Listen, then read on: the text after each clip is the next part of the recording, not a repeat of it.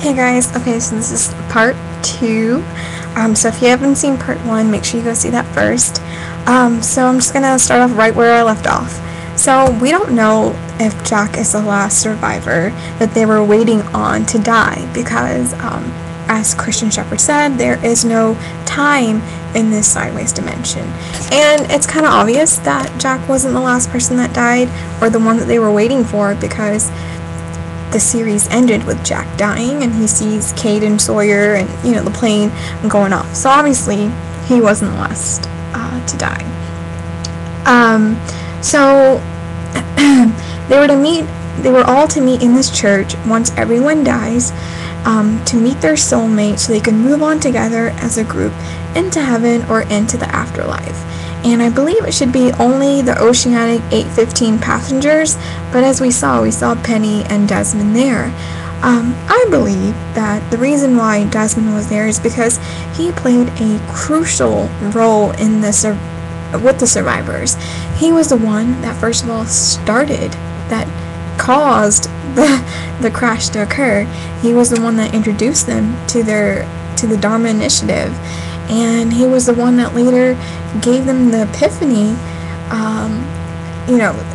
in the finale, gave them the epiphany of what occurred on that island.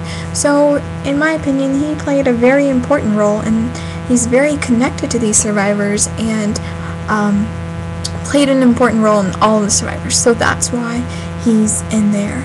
And as I mentioned, they're there to meet with their soulmates so they can all move on together as a group, and Penny is their soulmate, is Desmond's soulmate. And in addition, Penny also helped the survivors get off, I think the first time. Yeah, the first time. So, in addition to that couple, we see multiple of couples in that church. I think the only people that were in the church that were not accompanied by another person was Locke, who previously was engaged, but he broke off that engagement because he had his own issues and he just didn't want to deal with it or something. And Boone, who had stepsister issues with his stepsister Shannon. Everyone else was with their soulmate. We see Jack and Kate, Jin and Sun, Sawyer and Juliet, Charlie and Claire, Hurley with Libby, which I thought was so cute, Desmond and Penny, Richard and Rose. I've gotten a lot of people ask, if Richard and Rose were there. Not Richard. Bernard and Rose. I'm sorry. Bernard and Rose were there in the church. Syed and Shannon. So they were all there, Everyone was in this sideways dimension waiting for their soulmate. Like Shannon, she was waiting for Syed to get there, who, later self-sacrificed himself in that submarine. And the first thing that Kate said to Jack not the first thing, well, at some point in the finale, she told Jack, you don't know how long I waited to see you again. So that implies that Kate lived a long life after Jack had died. And so, this just confirms that what Christian Shepherd said, that people had died before Jack and after him. And so Kate was one of those people that died after Jack. And they're finally reunited, in this dimension, in this church. So what's that? Oh, okay. Lapidus and Richard. Why weren't they in that church? Well, let's start off with Richard. Now, as we know, Richard is that very mysterious character that never aged nor died. He was always there. So that's the most obvious reason why he wasn't in the sideways dimension is because he never died. He can't die. That was a rule that Jacob started for Richard. If Richard will be Jacob's messenger or servant or something like that, which Richard accepted, and so he became somewhat immortal.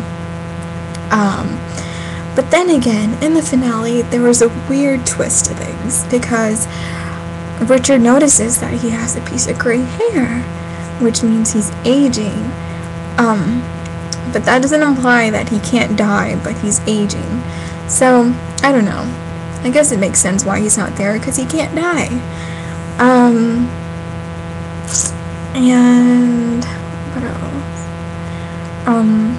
Lapidus, he, in my opinion, is currently the protector of the island, and I will expound on that a little later, not right now, but Lapidus also played a major role with the survivors. He was the one that helped them get off the island both times. The first time in Whitmore's helicopter, and the second time in that Ajara plane that Jack sees, flying off right before he died.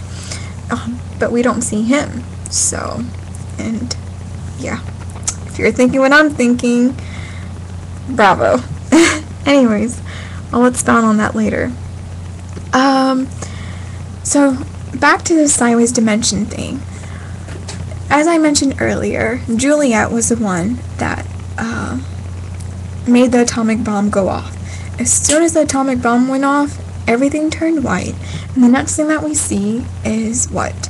We see Jack waking up, getting ready in the bathroom, putting his suit on, and going to work. We start off the island, next thing you know, they're back in LAX, and we're like, what the heck is going on there, right?